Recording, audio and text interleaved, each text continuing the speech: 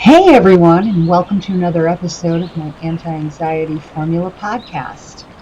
My name is Kimber Lee, L-E-Y, and I am a certified Gestalt practitioner who has studied neuro-linguistic programming, hypnosis, and Gestalt experiential therapy.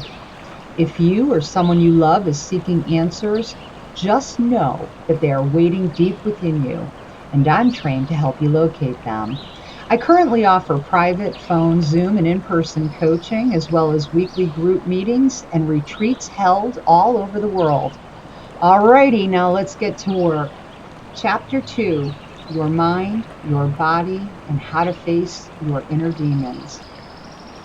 If you're listening to this podcast, I'm going to guess you probably have experienced anxiety in one form or the other, but you're not quite sure where those feelings are coming from. Just know that this is completely normal, and it's a sign that you're ready. You're ready to understand the origins of your own anxiety, and you're ready to work your way around and overcome it. It can be done. This chapter is going to show you how to address your mental and physical battles while digging deeper into the source of your anxiety. You know, the inner demons, so to speak. Okay, putting events, emotions, and vibrations together. The confusion and anxiety you feel today could be a direct result of seeds that were planted in your past. Truly. And usually those are introjects that were given to you between the ages of 0 to 8 years old, when everything you believe about yourself and believed about yourself came from the outside world. Your parents, your teachers, clergymen, grandparents, doesn't matter. Anyone who had an impact on you could definitely plant these seeds in you about how you should think about yourself, feel about yourself. You know, if somebody said you were lazy or stupid or ugly or whatever, if somebody said it during that very critical time of development, you are prone to grow up believing that. I mean, you just will. Okay, so that's where it comes from. So you don't have to feel any guilt about owning that. So dwelling into your past, into memories that perhaps you would otherwise like to avoid, and you get really good when you're a child, when things hurt, you strategize, you need to survive, so you suppress them, you push them down. So those feelings that you're trying to forget and avoid, or you think you've consciously erased from your mind, well, they can help you piece together the source of your anxiety. Okay, here's a disclaimer. Some of the memories you revisit through these questions in this podcast might evoke unexpected reactions. And just know that that's completely normal. You might get pissed, you might get sad, whatever. You're going to feel stuff. Feeling stuff is okay. It's good. And you really want to acknowledge those feelings. Don't try to suppress them. Bring them up and acknowledge them. And you might feel somewhat uncomfortable, and just know that that's normal too. As unexpected and unpleasant as these feelings can be, they're really important, as they can lead you to the origins of these problems, okay? And that being said, if you do become overtly overwhelmed, you can always stop the exercise and seek professional help. If you've got a therapist in mind, or you need to find one, do that. And also know that I offer coaching as well. We recommend that you also have someone who, always has your back, who doesn't judge you, who loves you unconditionally. It's always good to have someone in your corner like that when you're doing this work. Okay? And it is work, guys, and it's uncomfortable at times. Okay, so here's something I'm gonna ask you to do, okay? Here's your homework already. You're going to review your world. Many times people with anxiety know they're experiencing these anxious feelings. They can tell you how they're feeling, but they're not necessarily aware of why they're feeling that way. That's why journaling can be a really important tool to help you address and overcome anxiety. Okay? I love to journal. I recommend it to everyone. So what I want you to do is every day for the next 2 weeks, at the very least, I want you to mindfully observe your thoughts, emotions, and your bodily reactions. Then I want you to ask yourself what's going on when you start to notice these emotions and body signals. Write down your experiences while they're fresh, okay? Use feeling words to describe anything powerful or a repetitive emotion. For example, happy, energetic, nervous, sweaty, tired, dizzy, so on and so forth.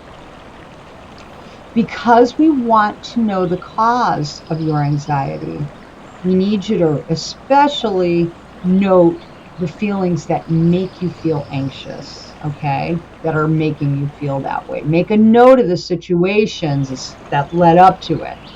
Very important. At the end of the second week, or maybe more if you'd like, we're going to reflect on those anxious feelings and situations. You're going to compare them to your notes from earlier and see if you see a pattern and make a note of your thoughts around this. Imagining the worst. Hey, life can be rough sometimes. It's not a piece of cake every single day, and thank God it isn't, right? We don't grow unless we feel the pain, right? It's like lifting weights, and you're gonna lift weights. It's gonna hurt. You're gonna take a rest day. You're gonna heal those muscles. That's what makes bigger muscles. Okay. Bad things can happen without a plan, and then they can leave a sense of lasting pain and fear for some. And sometimes our mind can fantasize about things that never really happened and probably might never happen to us. And these things can be our biggest fears, and they're crippling. We can even imagine catastrophic events and jump to the worst possible conclusions with absolutely no reason or logic. And so, by doing that repeatedly, you live that experience over and over again because your mind and body just might not be able to differentiate real from imaginary. Self-blame, self-loathe, all of it. So Rachel suffers from constant worry and anxiety. Some say are the result of the busy life that she leads. She wakes up at 5 o'clock every single day. She'll commute an hour to get to work. She's constantly rushing from one meeting to another, and then, a gazillion deadlines.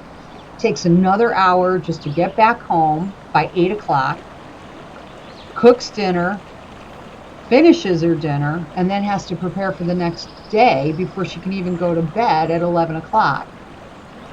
So sometimes things get really rough and her anxiety kicks in as a result of her absolutely worst imagination. Here's how she says her mind plays out these events when that happens. As a result, she blames and hates herself. Never a good thing.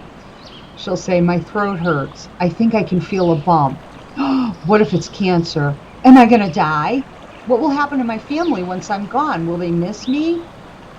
I remember a bad traumatic experience and replay that event repeatedly, imagining it is happening again. Sometimes I imagine it being worse, and my responses are very real. I see a group of people giggling in front of me.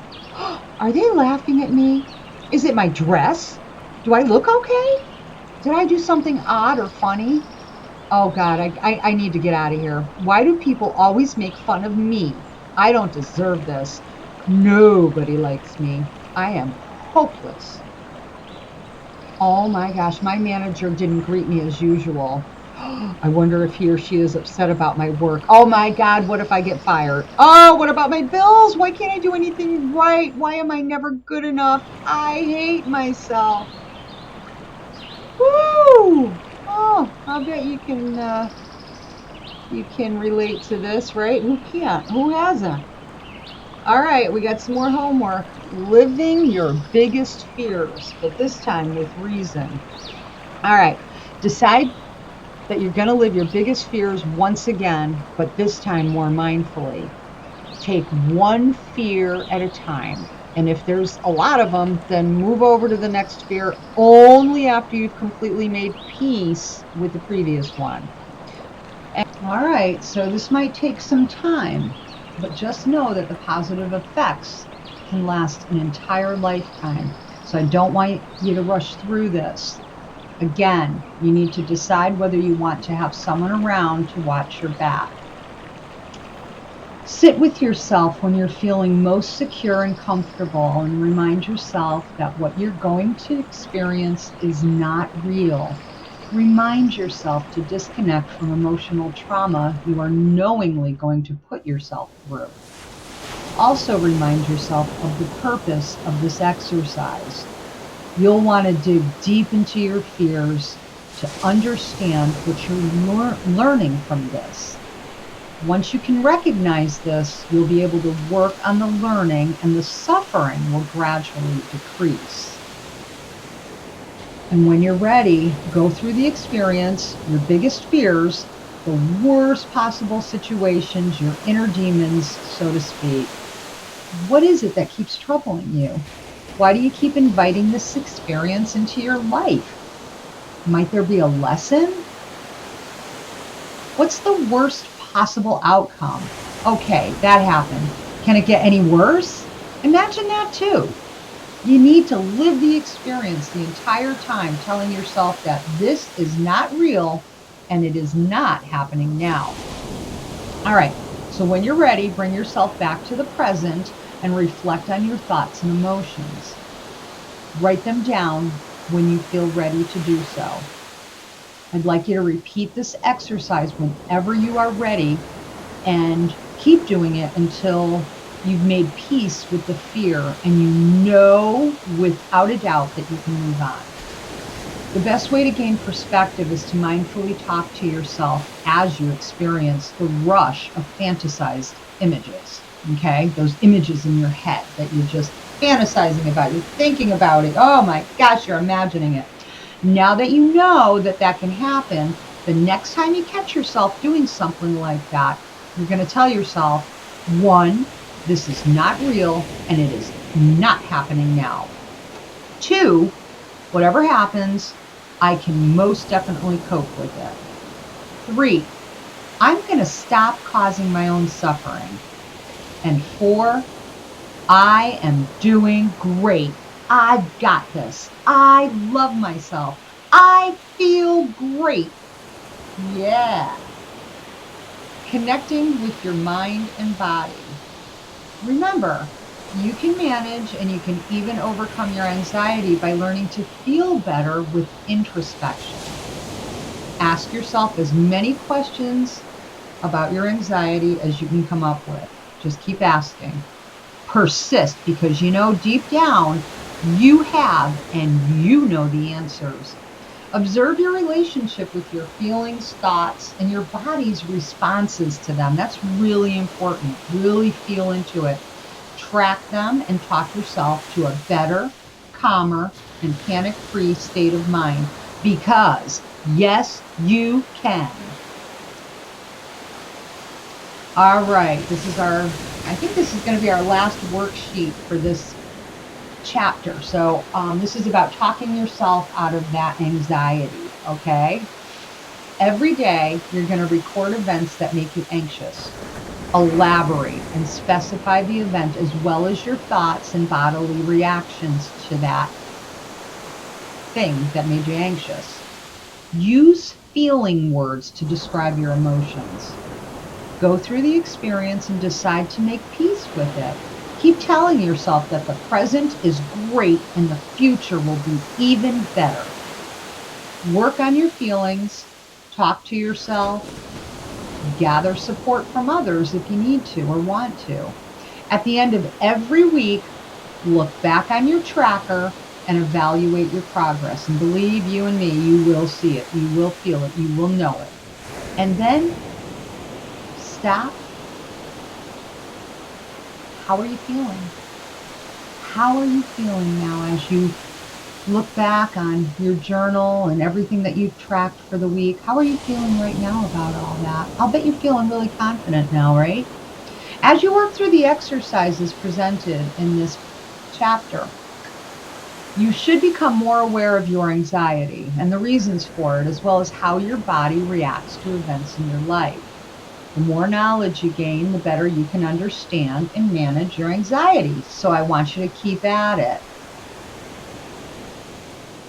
All right, guys, that's the end of chapter 2. Next week, we will have chapter 3, and that's overcoming your resistance to change. Thanks for tuning in, and we'll see you next week.